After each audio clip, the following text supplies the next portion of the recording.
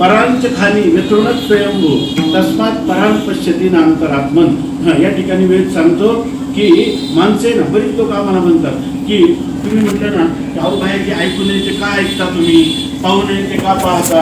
ते म्हणतात आमचा इलाजच नाही, आमचं शरीर देवाने निर्माण केलं आणि कान कुठे बाहेर, डोळे कुठे बाहेर, त्या ठिकाणी गुदद्वार मूत्ररंध्र सगळी जी छिद्र आहे ती सगळी छिद्र बाहेर आहे। मग आमची वृत्ती बाहेर नाही जाणार तर काय आतमध्ये हृदयात परमात्म्याला पाहिजे का? विठ्ठल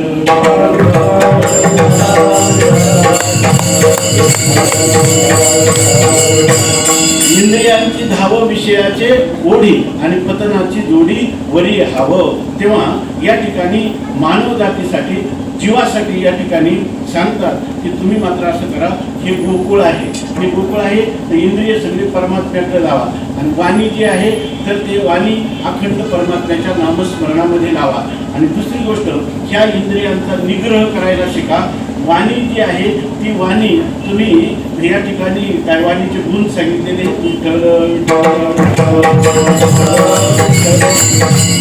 सात आणि मवाळ मितुले आणि रसाळ शब्द दैशे कल्लोळ अमृताचे, असं तुमची वाणी झाली तर तुम्ही गोकुळातच आहात।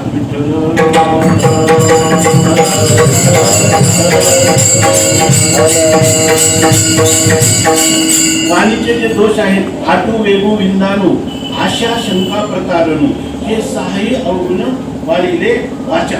या ठिकाणी तुम्ही कोणाची निंदा करू नका, कोणाचं खोटू स्पर्शाने त्याचं हृदय दुखू नका, त्याच्या हृदयात आनंद होईल। जे शब्द तुम्ही ऐकले की तुम्हाला आनंद होतो त्याच शब्दाचा प्रयोग दुसऱ्यासाठी करा। ज्याने तुमच्या हृदयामध्ये सुई टोचल्यासारखं होतं ते दुसऱ्यालाही प्रयोग करू नका। हे म्हणजे तुम्ही केलं, गो म्हणजे वाणी आणि ह्या वाणीच्या शब्दांचा समुदाय ज्यांनी केला तो कायम गोकुळात आहे।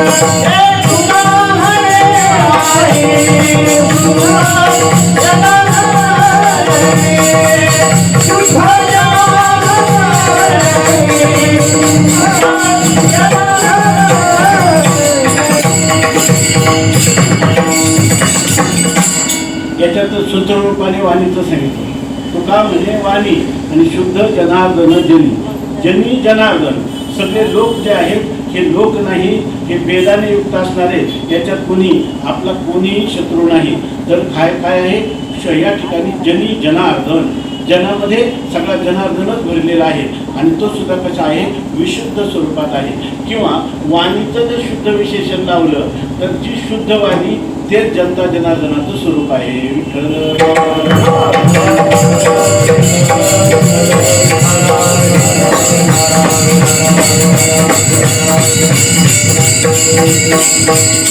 नाही तर केवळ भगवंताचं वर्णन करणं या दोन्ही अंगाने आपण पाहिलं। चरित्र ते उच्चारावे आणि केले देवे गोकुळी। आता या ठिकाणी म्हणतात की काल्याचा प्रसंग आहे, दररोज काल्याचा प्रसंग, दर सप्ताहामध्ये सगळ्या ठिकाणी काला आणि वारकरी, हा काला दुसरा कुठंच होत नाही, हा फक्त वारकरी संप्रदायात काला होतो। पण म्हणजे मग काल्याचा अर्थ काय आहे तर काल्याचा अर्थ संत सांगतात की अभेद स्वरूप, जीव आणि ब्रह्माचं एकता, याला काला म्हणतात। तुका म्हणे का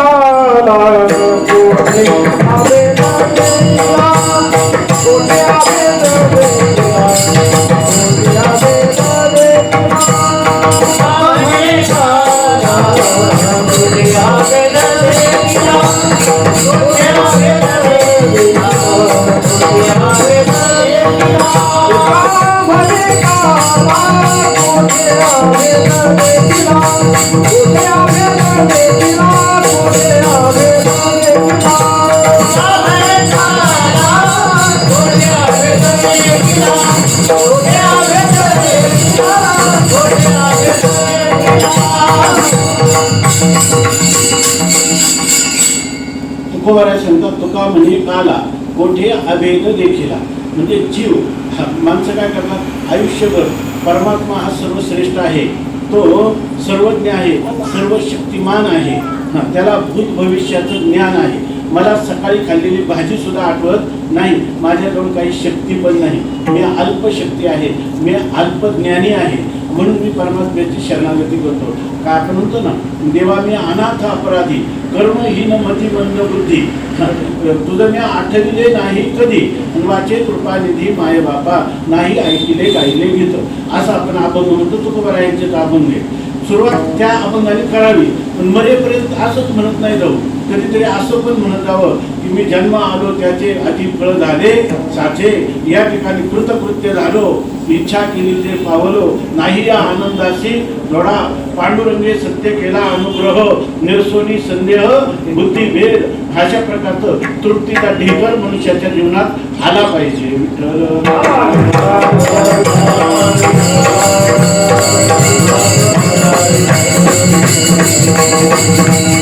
आणि जोपर्यंत मनुष्याच्या जीवनामध्ये परमात्मा आणि मी एक आहे असं ज्ञान होत नाही, परमात्मा माझ्यापासून भिन्न आहे, तो सर्वशक्तिमान आहे, याची सुरुवात होते भक्तीची. पण भक्तीची परिणती, खरी भक्ती जेव्हा होते त्याचं पर्यवसान आत्मज्ञानात होतं. भक्तीच्या उदरी जन्मले ज्ञान. त्यावेळेला तुकाराम महाराज म्हणतात की तुझं मज नाही भेद, केला सहज विनोद. आणि अशा प्रकारच्या अभेदाला प्राप्त होणं हा काल्याचा क्षण आहे.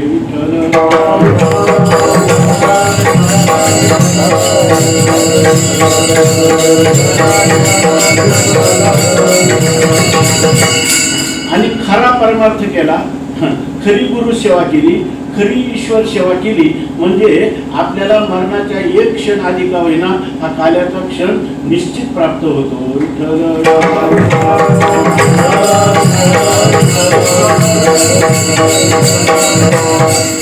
तुकोबारायांनी काल्याचा अर्थ सांगितला की तुका म्हणे काला कोठे अभेद देखिला. आणि हा काला फक्त आमच्यातच आहे, दुसऱ्या कुठंच नाही. तुका म्हणे काला वैकुंठी दुर्लभ.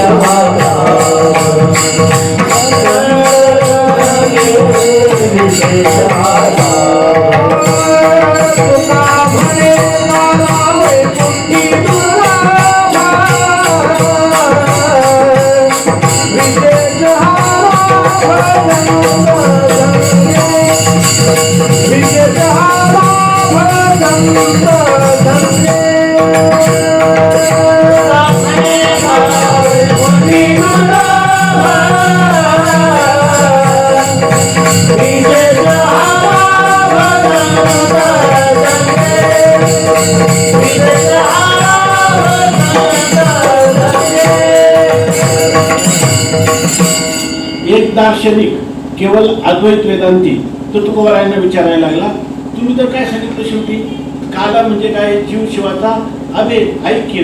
आणि आम्ही सुद्धा काय म्हणतो, जीव शिवाचा अभेदाशिवाय मनुष्याचं कल्याण होत नाही. मग तुमच्या आमच्या तुम्हीच कुठे काल्याचे अधिकारी, आम्ही आहे. काल्या ऐक्याला काला म्हणताना तर तुकोबाराय म्हणतात तसं नाही, या ठिकाणी केवळ ऐक्यावर आम्ही थांबत नाही. आता मी जी होऊनी पांडवा माझी करीची सेवा न परी नवलावतो सांगावा असे ना ऐक. आमचं नवल आहे, तुम्ही काय करता, ऐक्य झालं का कृतकृत्य झालं. आम्ही तसे राहत नाही. आम्ही म्हणतो खालेलीची खावे वाटे, भेटले भेटे आवडी. आणि शिवाय हा जो रस आहे आमचा, हा जो आनंदाचा रस आहे, तो आम्ही सख्य भक्तीच्या माध्यमातून, गोपाळांनी भगवंताशी केलेली मैत्री आणि एकमेकाच्या बरोबर असल्यासारखं हा भेद आम्ही थोडासा, बाकीच्या लोकांनी ना कोणी द्वैत्यामध्ये तर भेद मानतात, पण अद्वैतेमध्ये सुद्धा यत्किंचित का होईना भेद मानतात. परंतु आम्ही तू आणि मी ते तू आणि तू ते मी एवढं दृढ ज्ञान झाल्यानंतरही या ठिकाणी भक्त्यर्थम कल्पितम द्वैतम ज्ञानादपि काय अद्वैतादपि सुंदरम, ह्या ज्ञान झाल्यानंतरही आम्ही जी भगवंताची प्रेममय भक्ती करतो त्याचा आनंद जो आहे तो काही विलक्षण आहे. त्या आनंदाचे भागीदार तुम्ही नाही, म्हणून हा आनंद आमच्याच संप्रदायात आहे. थोडक्यात काय, ज्ञानापर्यंत सर्व आहेत, पण ज्ञानोत्तर प्रेमलक्षणात्मक भक्तीचा जो विकास आहे आणि त्याच्यापासून जीवनमुक्तीचं जे विलक्षण सुख आम्ही भोगतो त्याच्यामध्ये घोटविन लाळ ब्रह्मज्ञाने हाती मुक्ता आत्मस्थिती सांडविणं अशा प्रकारची एक अपूर्वता विलक्षणता इतर संप्रदायापेक्षा या वारकरी संप्रदायामध्ये त्या काल्याच्या रूपाने आहे.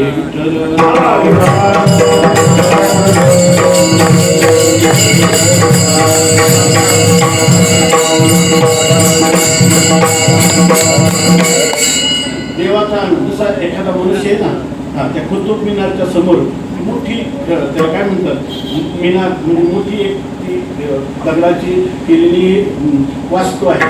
जर वर पाहायला गेलं तर आपलं पगडी टोपी पडून जाते. तसं भगवान मध्ये खूप महान आहे, मी तर काय आहे, मी दिन दुबळा आहे असं जर पाहायला गेलं तर आपल्या डोक्यातली टोपी पडेल. या ठिकाणी हा आनंद आपल्याला मिळणार नाही. आनंद जर मिळवायचा असेल तर भगवान माझा सखा आहे, मित्र आहे, या भावनेने ज्ञानाच्या दृष्टीने पाहिलं आम्ही दोघं एक आहोत. पण भक्तिप्रेमामध्ये त्या ठिकाणी भक्तिप्रेमामध्ये सुद्धा त्याच्यात उंचनीचा भाव नाही. मित्राच्या ठिकाणी उंचनीचा भाव नसतो. त्यांनी सांगितलं काय गदाती प्रतिगृह्णाती, मित्र म्हणलं तर त्याला मागले ते द्यायचं आणि लागलं ते घ्यायचं. गदाती प्रतिगृह्णाती आणि गुह्यम आख्याती पृच्छती, किती गुह्य असलं तर मित्राच्या जवळ सांगायचं आणि त्याला त्याचं काही गुह्य असलं तर विचारायचं. आणि नंतर काय भुंगते भोज येते चैव, त्याला खाऊ घालायचं आणि त्याचं पण आपण खायचं. अशा प्रकारचं जेव्हा मित्रभाव मैत्रीचा भाव होतो त्यावेळेला त्या भगवंताच्या भक्तीमध्ये खरा आनंद येतो.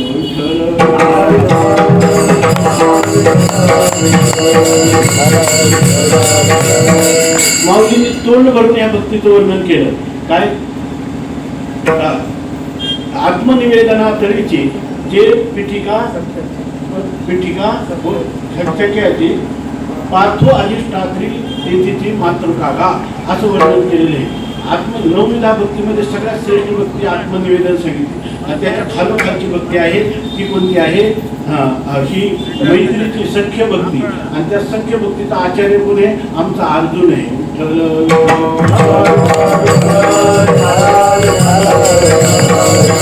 आमच्या सख्य भक्तीच्या अनुभूती घेणारे कोण आहेत, आमचे भगवंताचे गोकुळातले सवंगडी.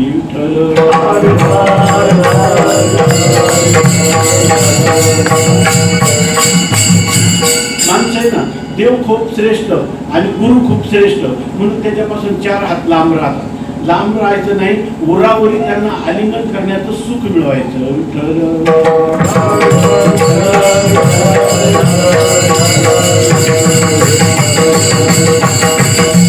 घडलेली गोष्ट सांगतो. स्वामी महाराजांचे गुरु कैवल्याश्रम स्वामी काशीला राहत असत. आपले काशीचे महाराज आलेले, तर या ठिकाणी ते काशीला त्यांना लघवी बंद झाली. नंतर त्यांना काही पुत्र विकार जडला. त्यांनी सांगितलं की माझ्याजवळ संन्यासी मी तर काही माझ्याजवळ पैसे नाही, इथं तेवढी व्यवस्था होत नाही, तर काही विलास करता येईल का. गुरु होते स्वामी महाराजांनी त्यांना इथं बोलून घेतलं. ससून हॉस्पिटलला त्यांचं ऑपरेशन केलं, इथं आणलं. नंतर चैत्राचे दिवस होते, उन्हाळ्याचे. स्वामी महाराज मधुकरीला जायचे, दोघांची मधुकरी घेऊन यायचे, त्यांना खाऊ घालायचे. नंतर पुन्हा ते भांडी वगैरे घासून त्यांची व्यवस्था ठेवली. तर ते आश्रमाच्या बाहेरच्या ओट्यावर बसले होते आणि तिथं एक बकुळीचं झाड आहे आणि त्या झाडाला एक ओटा केलेला आहे. तिथं स्वामी महाराजांनी दोघांचं प्रसाद झाल्यानंतर भांडी घासायला लागले. तर त्यांचं सर नजर गेली गुरुजींच्याकडं, तर ते स्वामींच्या डोळ्यातून धारा लागल्या होत्या. तर त्यांना वाटलं काही वेदना जास्त व्हायला लागल्या किंवा काही का बरं रडतात. म्हणून त्यांनी विचारलं, स्वामीजी काय झालं, तुम्हाला काही त्रास होतो का. ते म्हणे मला काही त्रास नाही, पण तुम्ही अनवाणी पायाने मधुकरीला चैत्र महिन्याच्या उन्हाळ्यात जाता, मला जेवण घालता, पुन्हा भांडी घासता, त्यामुळे मला फार वाईट वाटतं. म्हणजे रडता कशाला, मग या भांडी घासा.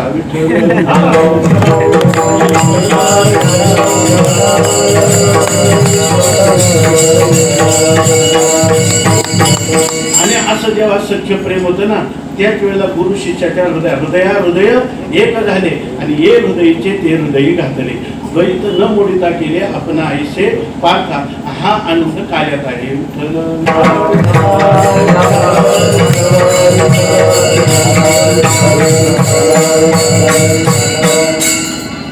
ही काही साधारण गोष्ट नाही. ह्या सुखाचा त्या गोपींनी भोग घेतला आणि गोपाली सुद्धा भोग घेतला. भागवत सुद्धा म्हणून करपात्री स्वामींनी काही प्रसंग लिहिले. त्याच्यामध्ये त्यांनी लिहिलं की भागवत सुद्धा मध्येच आहे, तर त्याच्यामध्ये त्यांनी लिहिलं की एक गोपा परमात्म्याचा सवंगडी त्याच्या आईनं ताक केलं होतं. ते लोक तर त्यांना फक्त ताकद देत होते, बाकीचं दूध तूप वगैरे तर मथुरीला जेवण विकत होते. ताक मिळालं तर ताक खात त्यांनी गोड घेतला. इतकं आवडलं ताक की त्यांनी सांगितलं चांगल्या प्रसिद्ध कंपनीचं सुद्धा ताक असं कुठे मिळणार नाही, आणि हे ताक माझ्या कृष्णाला नेऊन दिलं पाहिजे.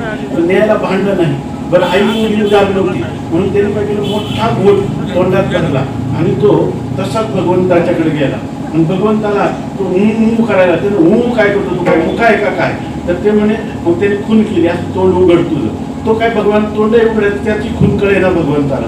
मग त्यांनी काय केलं, खालचा दबका वर केला भगवंताचा, आणि आता असं त्याला असताना पटकन गुळणी मारली. भगवान म्हणतो असं अमृतात सुद्धा चव नाही.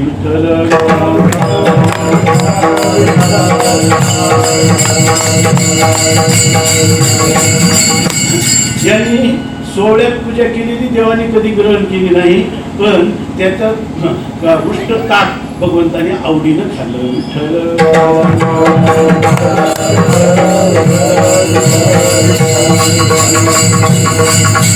एक गोपी शेण काढत होती आणि शेण काढता काढता भगवान परमात्मा तिच्या त्या गोठणावरून गोठ्यासमोरून चालले. आणि ती बिचारी कंटाळली होती, प्रत्येक वेळेला शेण भरायचं, उकिरड्यात नेऊन टाकायचं. ती म्हणजे हे कृष्णा थोडा थांबतो का? तर कशासाठी? म्हणजे मला हे गमेली उचलून. त्यांनी सांगितलं मी काय एवढ्याच कामावर आहे का? मी कोण आहे? नंदाचा छोकरा आहे आणि मला म्हणते का गमेली उचल, पण मी तुला दोन्हीचा गोळा देईल. हा, ती गोष्ट बरोबर आहे, मला दोन्ही आवडत. मग भगवान बोलले ठीक आहे. तर तिला गमेली उचलून दिली. शेण टाकायचं झालं, त्याला सांगितलं आता दे लोण्याचा गोळा. ते म्हणजे थांब, अजून तुम्हाला थोडी मदत करशील का? मी तुला 2 लोण्याचे गोळे देईल. त्यांनी सांगितलं काय हरकत नाही. पुन्हा भगवान परमात्मा तिला शेण भरू पण लागले आणि त्याच्यानंतर ते म्हणते की आता तुम्हाला लोणी दे. त्यांनी सांगितलं थांब थोडं. त्याने काय केलं, त्याचंच शेण घेतलं थोडं, हे शेण ह्या गालावर थापलं, दुसरं शेणाचा गोळा ह्या गालावर थांबलं, घे लोणी म्हणले.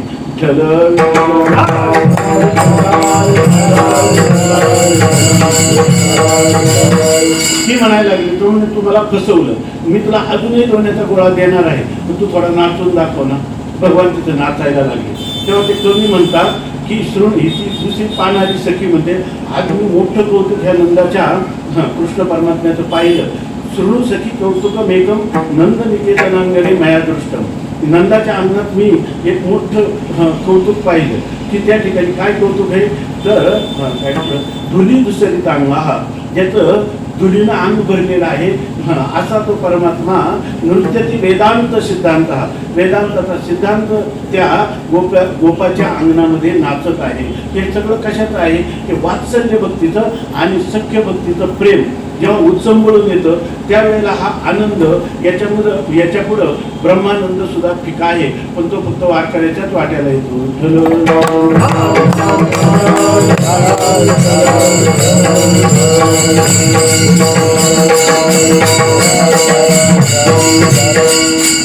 हे काल्याचा अंतरंग आहे आणि हे काल्याचं बहिरंग आहे.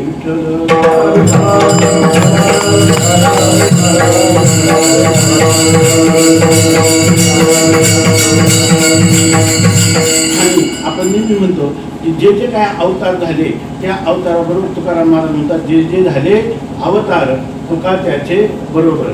परवा संभाजी महाराज मोरे आले होते, त्यांनी सांगितले हे प्रमाण तुमचं पाठ आहे की नाही? म्हणलं आहे. कीर्तनात म्हणतात का? म्हणलं म्हणतात. ते म्हणे क्षेपक आहे.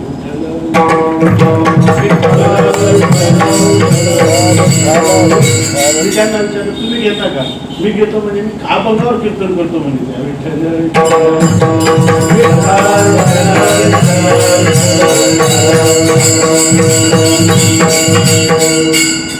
तुकोबाराय सांगतात, येतो जातो आम्ही देवाचे सांगाते, तुका म्हणे गातो देवनाम.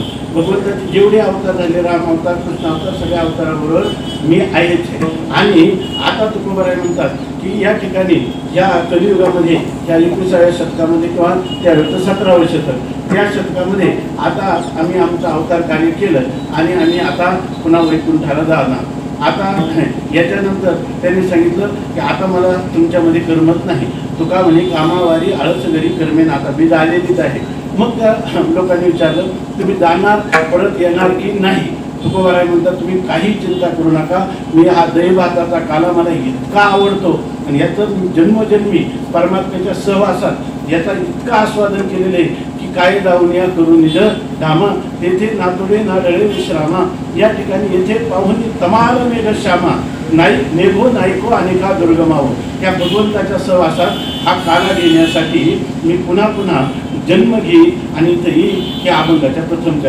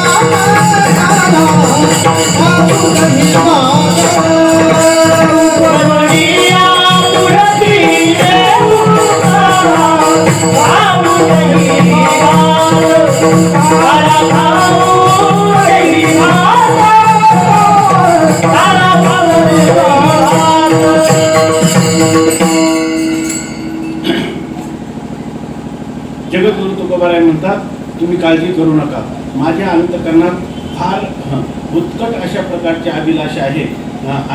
आम्ही या ठिकाणी पुन्हा आल्याशिवाय राहणार नाही. उलट उपदोनिया म्हणजे जन्म घेऊ आम्ही आणि पुढे ती येऊ, पुन्हा या मृत्यू लोकामध्ये येऊ.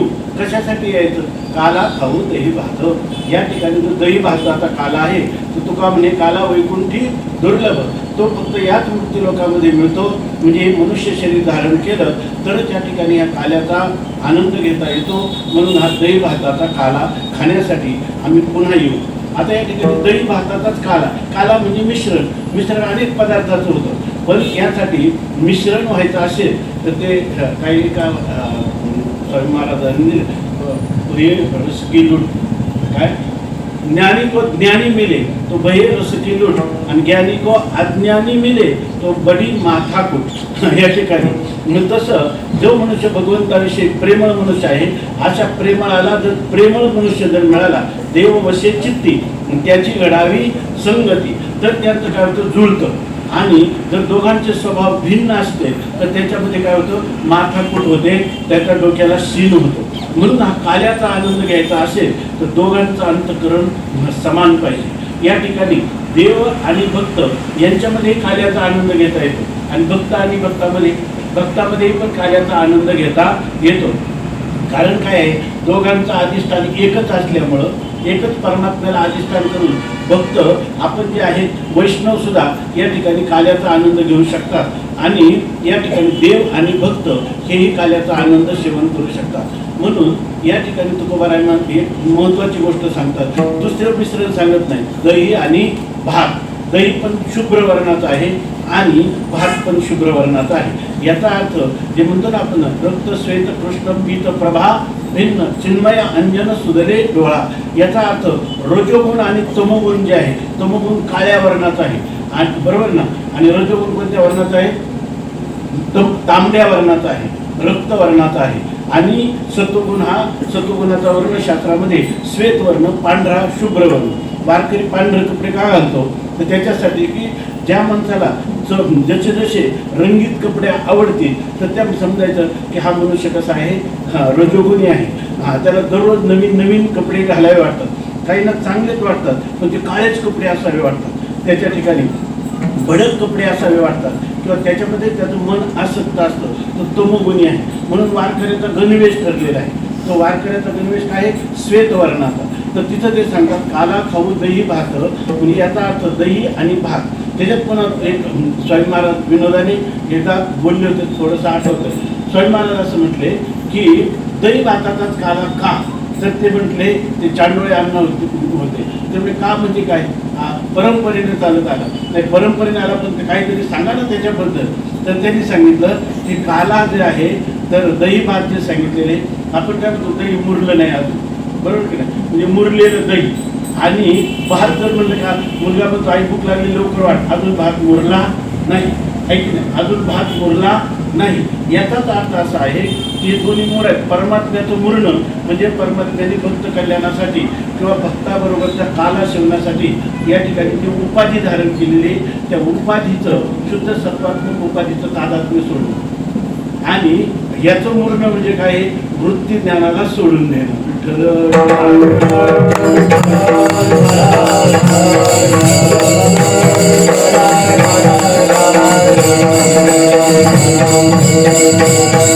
दुसरा एक मुर्ण याचा अर्थ असा करेल, परमात्माचं काय आहे? अनंत गुणांची खानच आहे.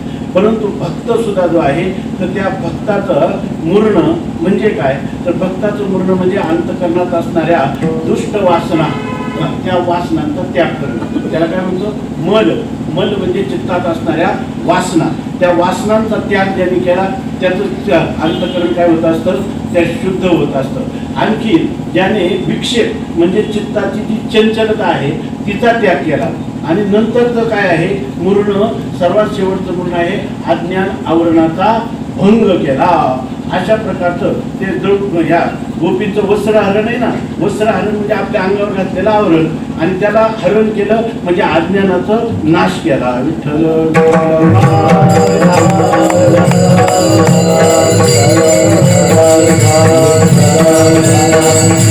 आणि असं ज्याच्या ठिकाणी मल, विक्षेप आणि आवरण या तिन्ही दोषांचा त्यांनी त्याग करून ज्याला हे आत्मज्ञान ब्रह्मज्ञान झालेलं आहे, आणि ब्रह्मज्ञानानंतरही ज्याला जीवनच्या विलक्षण आनंदाची इच्छा आहे असा मुरलेला हा भक्त आहे आणि किंवा जीव आहे. आणि परमात्मा जो आहे तो भक्त करुणाकर असणाऱ्या परमात्म्याने आपल्या सगळ्या ऐश्वर्याचा ऐका यश श्री गुण काय यश श्री अवधार्य ज्ञान वैराग्य ऐश्वर्य त्या साई गुणांचा त्याग केला आणि भक्ती प्रेमामध्ये रंगून गेला. हे त्या परमात्म्याचं मुर्ण आहे.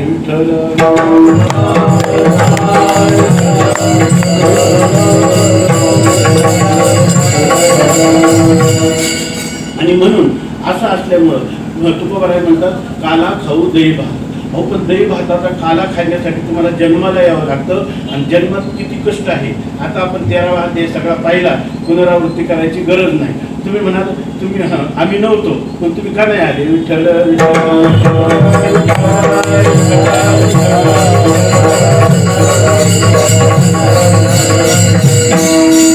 काय सांगू गर्भीची यातना मद भोगिता नारायणा मांस मळमूत्र जाना तुझं क्षण क्षणात ध्यात असेल. या ठिकाणी जीवाला गर्भवासाचं दुःख आहे, आईच्या योनीतून बाहेर येण्याचं कष्ट आहे, बालपण, तारुण्य, वार्धक्य, मरण, हे सर्व केवळ दुःखच दुःख आहे.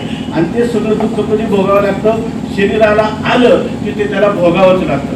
जसा एखादा मनुष्य आगगाडीत बसला आणि आगगाडीतच पळायला लागला, त्या चेकरने विचारलं अरे तू का पळतो? तेवढे पुढच्या गावाला लवकर जायचं. विठ्ठल.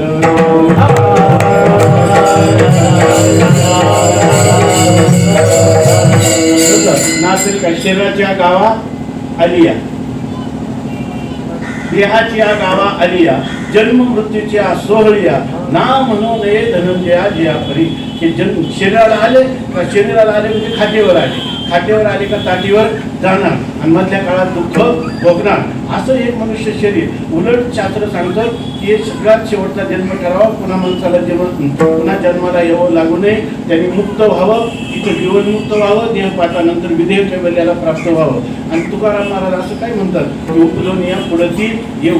तुकाराम महाराज म्हणतात या अज्ञानी लोकांना, ज्यांना खरं परमार्थाचं रहस्य कळलं नाही, त्यांना या शरीरात आल्यावर दुःख आहे. आम्हाला गर्भवासाचं सुद्धा दुःख नाही, गर्भवासी दुःख नाही येता जाता, त्याचं आमच्याजवळ कौशल्य आहे. हृदयी असता नाम तुझे, आम्ही देवाचं नाम हृदयात ठेवल्यामुळं आम्हाला गर्भवासाचं दुःख नाही, मरणाचं दुःख नाही, जन्मामध्ये कितीही आमच्यावर डोंगरच्या डोंगर दुःखाचे कोसळले तरी आमचा रोम वाकडा होत नाही, अशी कला आम्हाला गुरुकृपेने देवाच्या कृपेने प्राप्त झालेली आहे. त्यामुळं आम्ही हा काला खाऊ, दही भात आणि उपजून या पुढती येऊ. पण ते म्हणजे आता तुम्ही वैकुंठात चालले, मग आता तुम्ही काय मग आता वैकुंठात काय कमी, चिंतामणीच्या सडका आहेत, अमृत प्राशन करायला आहे, दिव्य देह त्या ठिकाणी आहे, कल्पतरूचे वृक्ष आहेत, आता तुम्ही कशाला परत याल. तुकाराम महाराज म्हणले मी येणार, उपजून या पुढती येऊ आणि काला खाऊ दही भात. म्हणजे वैकुंठात नाही का काय काला, ते म्हणजे वैकुंठात नाही. हे आपण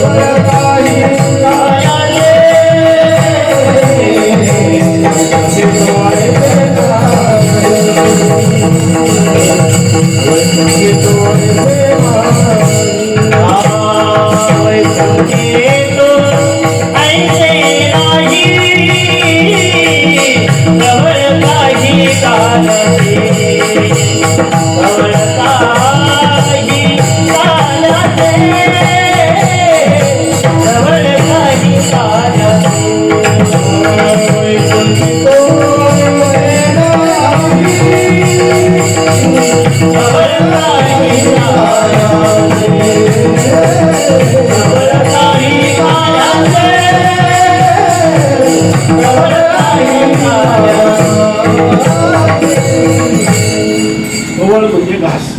वैकुंठ तो आयुष्य नाही.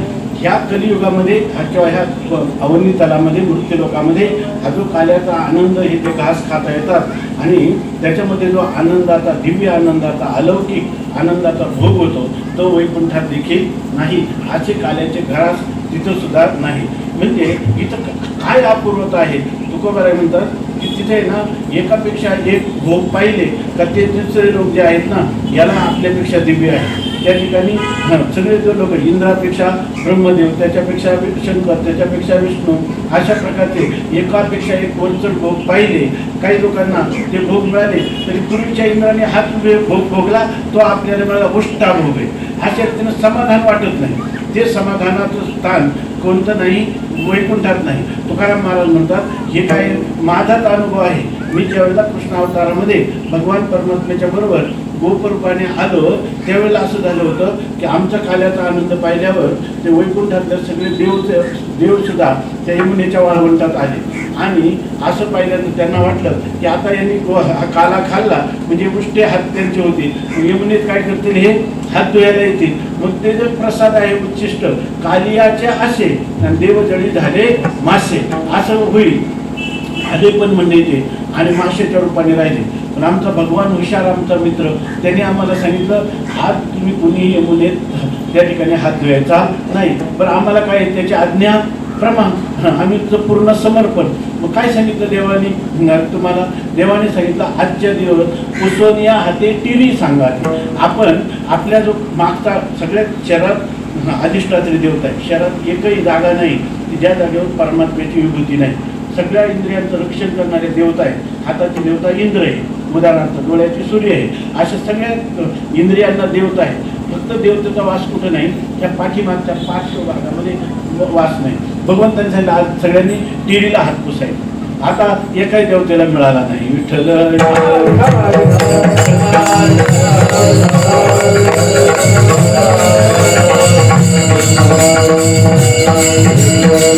इथं मात्र हात त्याच्या मुखात घालतो, तो याच्या मुखात घालतो. हा आनंद खूप मोठा आहे.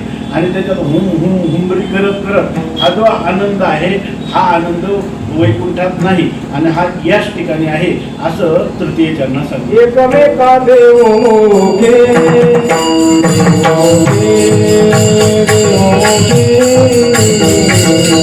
एकमेका देवोखे एकमेका देवोखे देवोखे एकमेका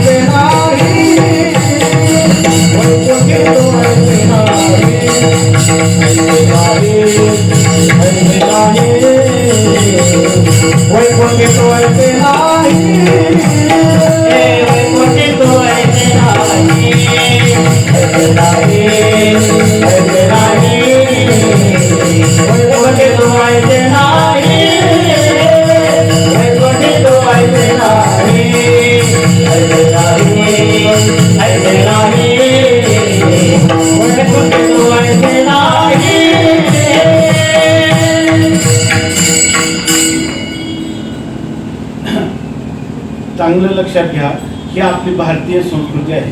तुकोबरायांनी जे अभंग केले ना, हा एक एक अभंग जरी आपण चिंतन केलं आणि त्याचा अर्थ समजून घेतला आणि तो जीवनात आपला आरसा केला तरी मनुष्य जीवनाचं कल्याण होईल. तुकोबराय सांगतात एकमेका देवमुखी ना एकमेका, म्हणजे याचा अर्थ हा समाज आपण एकटं कधी जीवन जगू शकत नाही. या सगळ्या अनेक व्यष्टींचा समुदाय मिळूनच समष्टी होते. सर्वजणांचा, प्रत्येकाचा, आईला मुलाची गरज आहे, मुलाला आईची आहे, पतीला पत्नीची आहे, मित्राला मित्राची आहे, सगळ्यांना देवाची आहे, देवाला भक्ताची आहे. हे सगळं एकमेकामध्ये हा ऋणानुबंध आहे. पण या ऋणानुबंध सुखाने जर जीवन घालायचं असेल, फक्त आपलंच पोटात टाका नाही, एकमेका देवमुखी. आपली संस्कृती सांगते त्यागेन एकेन एके अमृतत्व मानशो. त्यागात सुख आहे, भोगात सुख नाही. स्वामी महाराज सांगायचे मनुष्य शौचाला जातो आहे की नाही, आणि शौचाला आल्यानंतर त्याला बरं वाटतं की नाही. किंवा ते सांगायचे एका माणसाच्या पोटात कळ येते आणि तो काय म्हणतो, पण आता अगदी मला वाटतं की आता मी जगत नाही. थोड्या वेळाने पुन्हा शौचाला जाऊन येतो, त्याचा तो मुरडा कमी होतो, तो आता थोडं बरं वाटतं. काय बरं वाटायला काय केलं, ना गोळी खाल्ली ना औषध खाल्लं, फक्त जे त्यागायला पाहिजे होतं तेवढं त्यागलं, काय का दुसरं काय केलं. याचा अर्थ सुख हे भोगात नाही, सुख हे त्यागात आहे. आणि ही आपली भारतीय संस्कृती आहे. सगळं दुसऱ्याचंच गळतपूट करायचं नाही, कधी घ्यायचं पण आणि जितकं घ्यायचं तेवढं द्यायचं पण.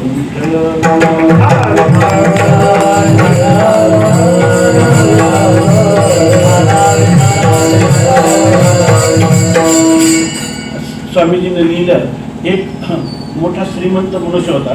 तो सारखा दिवसभर जे कोणी दीन दुबळे असते त्यांना अन्न देत राहायचा आणि नंतर भोजन करायचं.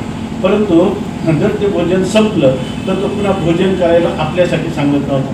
तेव्हा त्यांना विचारलं, तुमच्या जीवनात सगळ्यात आनंदाचा दिवस कोणता? तर त्यांनी सांगितलं, जेव्हा मी हे सगळं अन्न अतिथीला वाटतो आणि मला काहीच राहत नाही, त्यावेळेला जो मला उपवास पडतो तो माझ्या जीवनातला आनंदाचा दिवस आहे.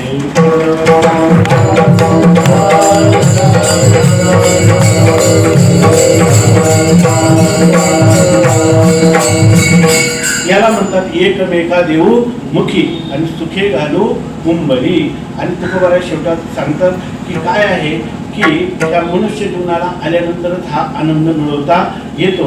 आणि ह्या यमुनेच्या कालिंदीच्या ह्या कुलीन वाळवंट, त्या वाळवंटामध्ये हा आनंद भोगता येतो. परंतु ह्या आनंद भोगत असताना हे वाळवंट इतकं श्रेष्ठ आहे तर त्या वाळवंटाला 3 उपमा देतात.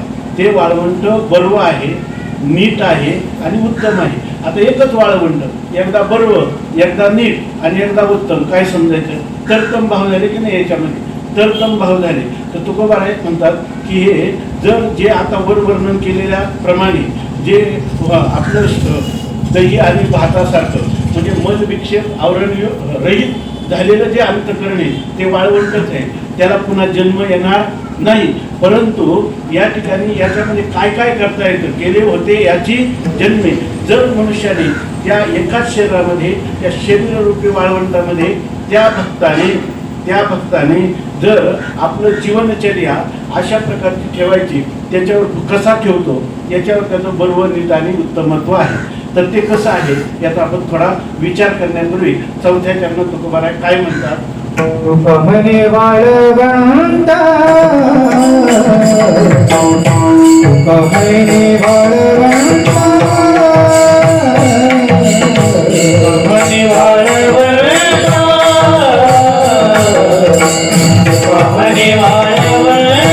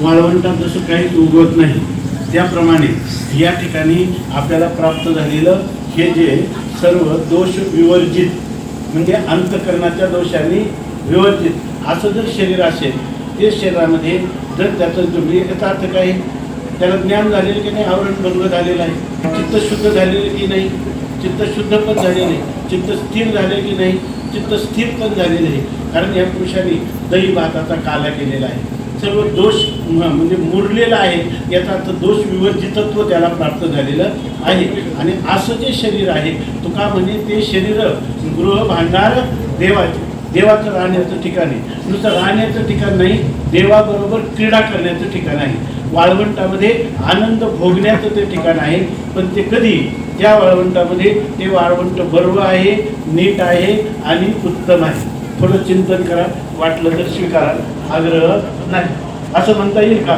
की बरोबर म्हणजे ज्या मनुष्याच्या बरोबर कोणासाठी जो मनुष्य शरीराला आला आणि त्याच्या जीवनामध्ये जर आसक्ती असेल कोणती विषयासक्त जीव असेल तर त्यांनी निष्काम कर्म करणं हे बरं आहे की नाही जर त्यांनी तेच कर्म ईश्वरार्पण करून वैधी भक्ती केली ती नीट आहे आणि तेच जर त्यांनी आवरण भंगानंतरही ज्ञानोत्तर अनुरागात्मिका अशी प्रेम लक्षणात्मक भक्ती केली तर ते उत्तम आहे विठ्ठल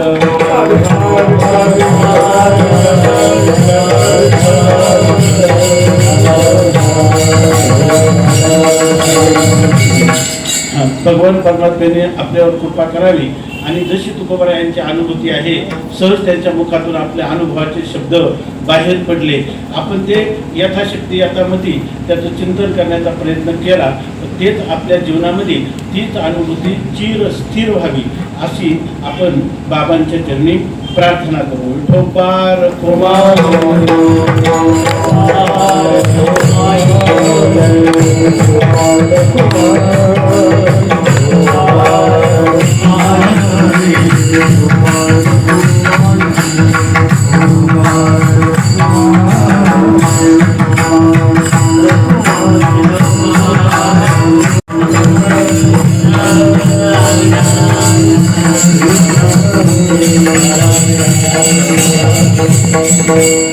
उपदोनिया पडती येऊ काला खाऊ दही भात वैकुंठित व्हायचे नाही केवळ काही काल्याचे एकमेका देवमुखी सुखे घालू हुंबरी तुका म्हणे वाळवंट बडवे नीट उत्तम वैकुंठित व्हायचे नाही केवळ काही कार्याचे या ठिकाणी आपण अभंगाचा यथाशक्ती यथामती विचार केला आता तुम्ही म्हणा तुम्हीच पहिल्यांदा मोठं तावाने हातवारी करून सांगितलं चरित्र ते उच्चारावे केले देवे गोकुळी आणि काल्याचं काहीच सांगितलं नाही मग आतापर्यंत काही दुसऱ्या गोष्टी केल्या का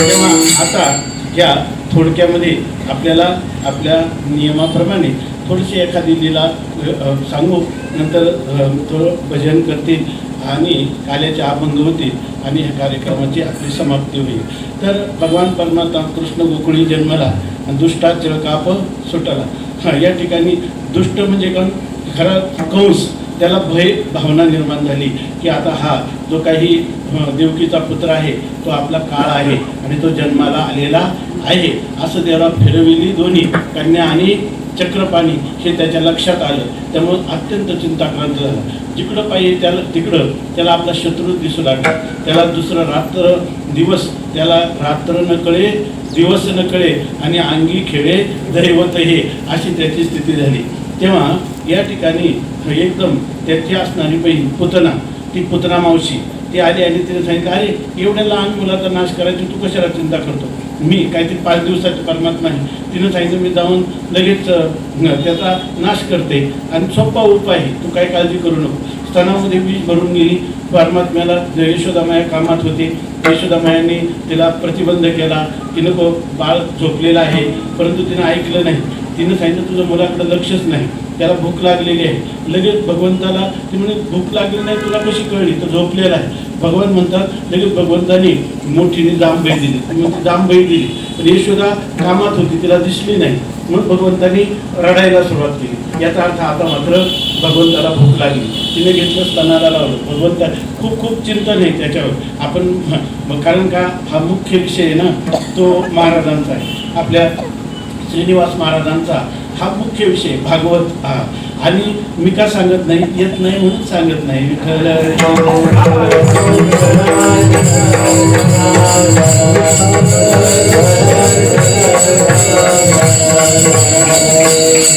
भगवान परमात्म्याला तिनं स्तनाला लावलं. भगवंतानी पहिल्यांदा विष, नंतर तिथं रस, रक्त, मांस, मेद सगळंच प्राशन केलं. कारण तिथं काहीच ठेवायचं नाही. तिला आपल्या दिव्य स्वरूपात लीन करून टाकलं. धडाम दिशी शरीर पडलं. 7.5 योजनं ते शरीर होतं. त्या गावाचं नाव पडलं हातरस. विठ्ठल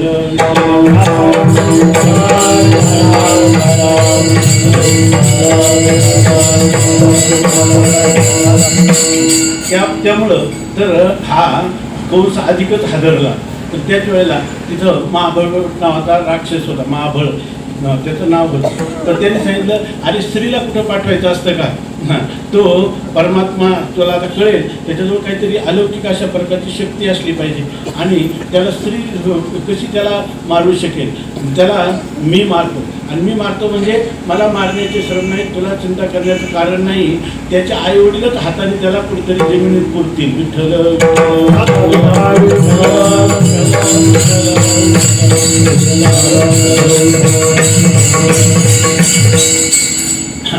तेव्हा त्यांनी ब्राह्मणाचा वेश धारण केला आणि तो नंदबाबाच्या वाड्यावर गेला. त्याच्या अगोदरच गर्गमुनी ह्या परमात्म्याचं, कृष्ण परमात्म्याचं भविष्य सांगून गेले होते की हा एक भगवत अवतार आहे. हा दुष्टांचा संहार करील, साधूंचं पालन करील आणि याचं सर्व जीवन अलौकिक आहे. तुम्ही अत्यंत भाग्यवान आहात. याचं अनंत जन्माच्या तपश्चर्येमुळं याचा आईवडील होण्याचं भाग्य तुम्हाला प्राप्त झालेलं आहे. याला सांभाळ, तुम्ही लहान बालक म्हणून वात्सल्य भावाने याच्यावर प्रेम करू शकता, आहे तुमचं परम भाग्य आहे. त्यामुळे खूप आनंदात होते. जेव्हा हा महाबळ भट गेला ब्राह्मणाचा वेश घेऊन, त्यावेळेला त्यांनी सांगितलं की मी याच्यासाठी आलेलो आहे, तर मी ज्योतिष पाहतो, परंतु याची जन्मवेळ वगैरे सांगा. त्यांनी पंचांग काढलं आणि त्याच्यामध्ये पाहिलं.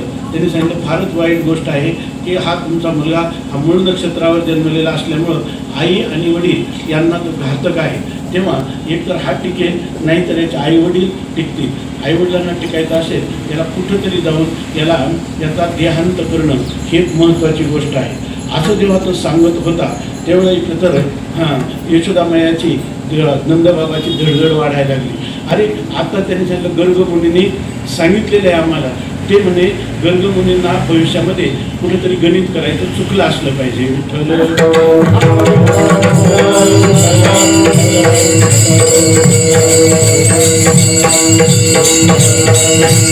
आणि असं सांगत असताना त्यावेळेला तो ज्या पाटावर बसला होता ना, नेहमी अशी गोष्ट लक्षात घ्या, ज्या वेळेला आपण एखादी गोष्ट खोटी बोलतो किंवा एखादी गोष्ट दुसऱ्याच्या नाशासाठी प्रवृत्त होणारी किंवा दुसऱ्याचा नाश करण्याला प्रवृत्त करणारी अशी ती गोष्ट आपण बोलतो, त्यावेळेला त्याचा ह्या वायुमंडलामध्ये परिणाम होत असतो.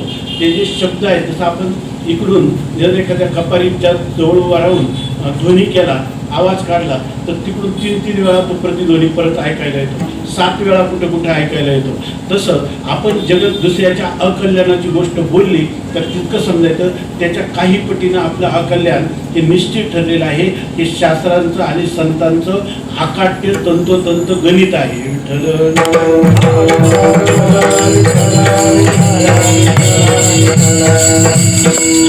माणसंच अशा माणसावर रुष्ट होतात असं नाही, तर हे जड पदार्थ जे आहेत ना ते सुद्धा त्या माणसाला मदत करीत नाही जीवनात वेळेला.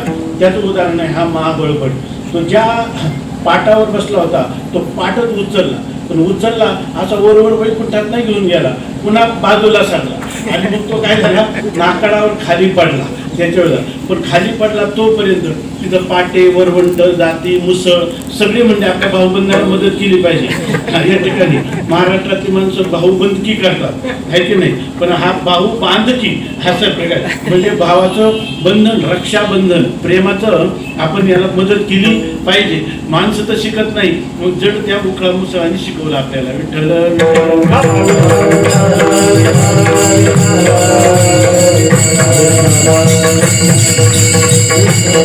आणि मग काय त्याची दशा, त्या ठिकाणी ते उखळ एका ठिकाणी, मुसळ एका ठिकाणी, तो फार त्याला वाटलं की आता प्राण वाचतं की न वाचतं, पण केवळ ब्राह्मणाच्या वेशात आलेला होता म्हणून भगवंतांनी त्याला मारलं नाही.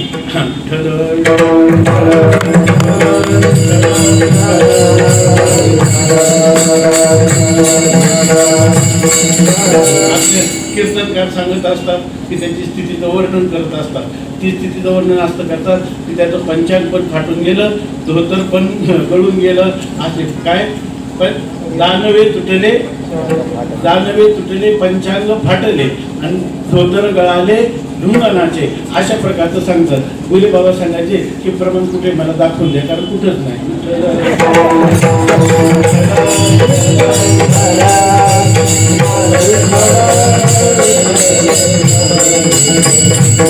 अशी झाली. मग त्याच्यामध्ये त्यांनी जे जे काही अनेक राक्षस आहे, कागासूर, बकासूर, रिठासूर, काय शक्तासूर, परमात्म्याने सगळ्यांचा निपात केलेला आहे. आणि भगवान पुढं जेव्हा जसे जसे मोठे झाले तेव्हा गोकुळातले सगळ्या सवंगडी जे आहेत त्या सवंगड्याकडे परमात्म्याने पाहिलं की हे जे सगळे लोक आहेत हे आपले मित्र हे असे पाप्याचे पितर रोडके झालेले आहेत. तेव्हा त्यांनी सांगितलं की अरे तुम्ही असे कसे, मी कसा धष्टपुष्ट आहे आणि तुमची अशी ही दुर्दशा का बरं झाली, तुम्ही दूध पित नाही का, दही खात नाही का, तूप खात नाही का. ते म्हणजे नाही, आम्ही आमचे गुरु हे मारुती बाबा सांगत असतात, खात नाही आम्ही पाहतो.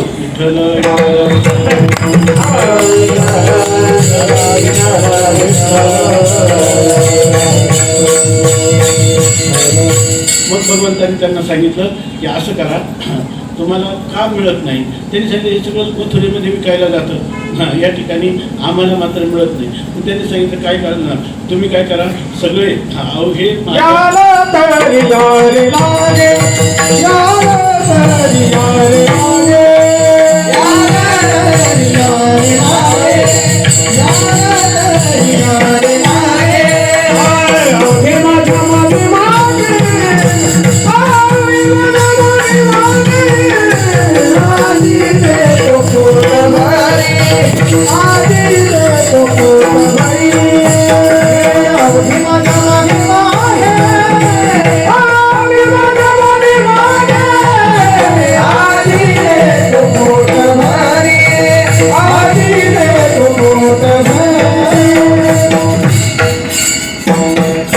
भगवान परमात्मा म्हटले, आपण तुम्ही माझ्या पाठीमागे या, आपण तुमच्या घरी रात्रीचं जाऊ आणि ते दही दूध चोरून आणू.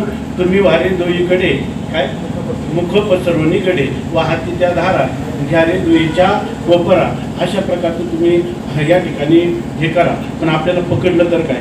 भगवंतांनी सांगितलं त्याचं काय, मी त्याचा आचार्य आहे, मी सांगतो माझं आहे का. प्रत्येकाने काय घ्यायची, काठी घ्यायची, सराटे घ्यायचे, माती घ्यायची आणि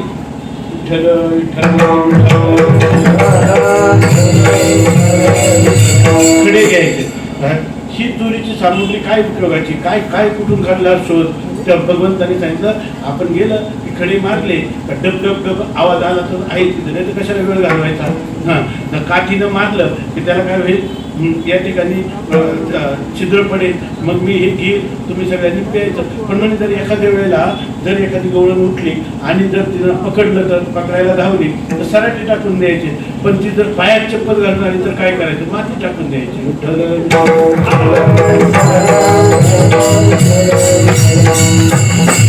असं भगवंतानी हे संघटन केलं, चोऱ्या करायला सुरुवात केली. लोक कंटाळून गेल्या, सगळ्या यशोदामाच्याकडे तक्रार सांगायला लागल्या.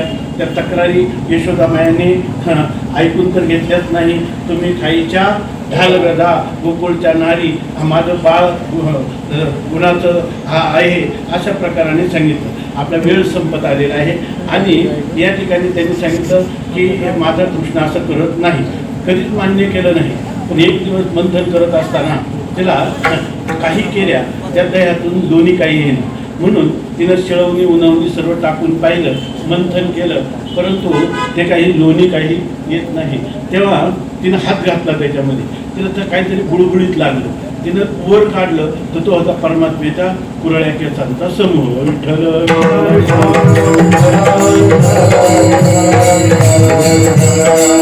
नंद बाबा आड्यावर आल्यावर तिनं सांगितलं की आपला मुलगा निश्चित खोडकर झालेला आहे, तो चोऱ्या करतो, याच्यात तिला मात्र शंका नाही. पण आता याला विलास काय करायचा असं दोघंही एकत्र बसून विचार केला. नेहमी सांगत असतो की मुलाची झालेली जी काही चूक आहे आईनं वडिलांच्या समोर कधी झाकून ठेवू नये, नाहीतर त्या मुलांची आई ही नुकसान करत असते. म्हणून आई आणि वडील मिळून कोणताही कोणाचा दोष असेल मुलाचा तर ह्या दोषावर आपल्याला उतारा काय करायचा याचा विचार त्यांनी एकमेकाचा सुसंवाद साधून केला पाहिजे. ही अगदी महत्त्वाची गोष्ट आहे, हे मनोविज्ञान आहे. असो त्याप्रमाणे त्यांनी सांगितलं उद्यापासून याला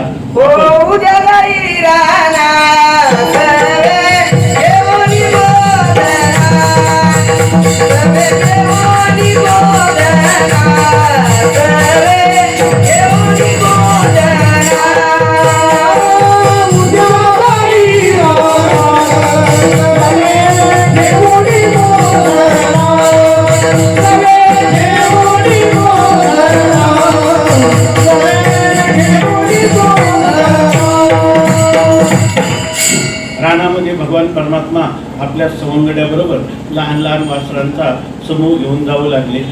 तिथे गेल्यानंतर आट्यापाट्या विटी दांडू काही सर्व प्रकारचे खेळ खेळले. नंतर त्यांनी सगळ्यांनी सांगितलं की आज माघ शुद्ध दशमीचा दिवस आहे, काल्याच्या दिवशी तरी आम्हाला खाऊ द्या, कारण उद्या पुन्हा एकादशी आहे.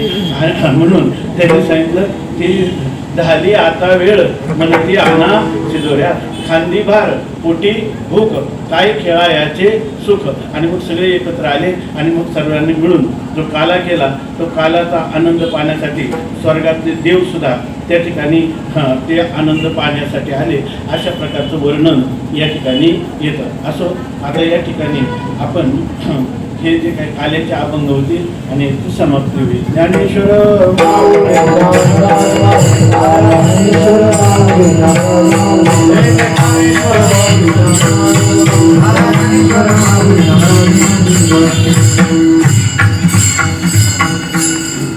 या ठिकाणी थोडासा एक 5 मिनिटाचा कार्यक्रम, 5 मिनिटाचाही नाही म्हटलं तरी चालेल. तर तो असा की आपण बहुतेक मला वाटतं इथं एक ना एक प्रकाशन दरवर्षी होत राहतं काही कोणत्या तरी तर ह्या वेळेला आहे ना ती प्रकाशनं जी आम्ही दिली लोकांना, तर पुन्हा जर पुढच्या वारीला आलं का आणि जर आपण म्हणलं का हे पुस्तक राहू द्या, ते म्हणतात आम्ही मागे नेलं होतं, म्हणतो वाचलं का, वाचलं नाही म्हणतं, पण आता आम्ही ते वाचून हे वाचू देतात. आणि दुसऱ्या तिसऱ्या वर्षी विचारलं तर अजून नाही वाचलं म्हणतात. त्याचं लक्षात आलं की मोठी मोठी पुस्तकं लोक वाचत नाही. आणि म्हणून एक छोटं असं एक चिंतन आम्हाला मिळालं, तेही साने गुरूंचे शिष्य एक क्षीरसागर म्हणून, त्यांचं 97 वय झालेले, 30-40 वर्षापूर्वी प्रकाशन झालं होतं. एक अशी 20 प्रवचनांची मालिका 4 वर्ष ठेवली होती. त्याच्यामध्ये असं होतं की धन्यो ग्रस्ताश्रमा. तर मग ग्रस्ताश्रम, ग्रस्ती पुरुषाचं जीवन धन्य कसं होईल, सुखी शांतता कसं राहील, त्यासाठी त्याची जीवनचर्या कशी असावी याविषयी अखंडानंद स्वामी जे भारतातले एक अत्यंत मोठं विद्वत रत्न आणि साधू समाजामध्ये अत्यंत मान्यता प्राप्त झालेले स्वामींचं, त्यांच्यात आपण अनुवाद करत असतो. तर ह्या वेळेला त्यांच्या 4 ग्रंथांचा अनुवाद केलेला आहे. त्याचं एकाचं नाव आहे धन्योग्रस्ताश्रमा. खरं तर 4 पुस्तकांचं नाव एकच हे समजलं तरी चालेल, पण त्याचे जे प्रत्येक 5 प्रवचनाचे असे 20 प्रवचनाचे छोटे छोटे भाग केलेले. आणि त्याचं नाव आहे, आता वेळ नाही आपल्याला त्याचा विषय सांगत नाही, आपण प्रत्यक्ष वाचल्यावर लक्षात येईल. एकाचं नाव आहे योगा हा कर्मसु कौशलम, म्हणजे आपली कर्म करण्याची रीती कशी असली म्हणजे आपल्याला सुखशांती मिळेल, असं त्याचं नाव आहे. धन्योग्रस्ताश्रमा ग्रस्ताश्रमात कसं राहिलं म्हणजे धन्यता प्राप्त होईल. आणि नंतर एक जीवन जगावं कसं, तर जीवन एक यात्रा असं त्याचं नाव आहे. माणसं जे ना, मी न्यूनगंड धरतात, मी साधारण मनुष्य, माझ्याजवळ एवढं बळ नाही, तर जगात आपले इतकं श्रेष्ठ कोणीच नाही, म्हणून आपणच सर्वश्रेष्ठ असं एका पुस्तकाचं नाव आहे. तशी लोक आहे ना, भागवत ज्ञानेश्वरी म्हणलं वाचत नाही, पण आपल्यासाठी हे म्हणलं का मग वाचतात. म्हणून या ठिकाणी अशी त्यांची नावं ठेवलेली आणि त्याप्रमाणे त्या 4 पुस्तकाचा एक संच आहे. आणि तो संच आपण जर किमान 3 वेळा वाचला किंवा कुटुंबात जर आपण बसून एकमेकाशी चर्चा केली, तर मला वाटतं की याच्यामधून बरंचसं काही माणसाच्या जीवनात परिवर्तन होऊ शकतं. आणि असे ही 4 पुस्तकाचा संच या ठिकाणी आणलेला आहे. कोणाला लागलं तर हे महाराज लोकांकडून घेऊन जा.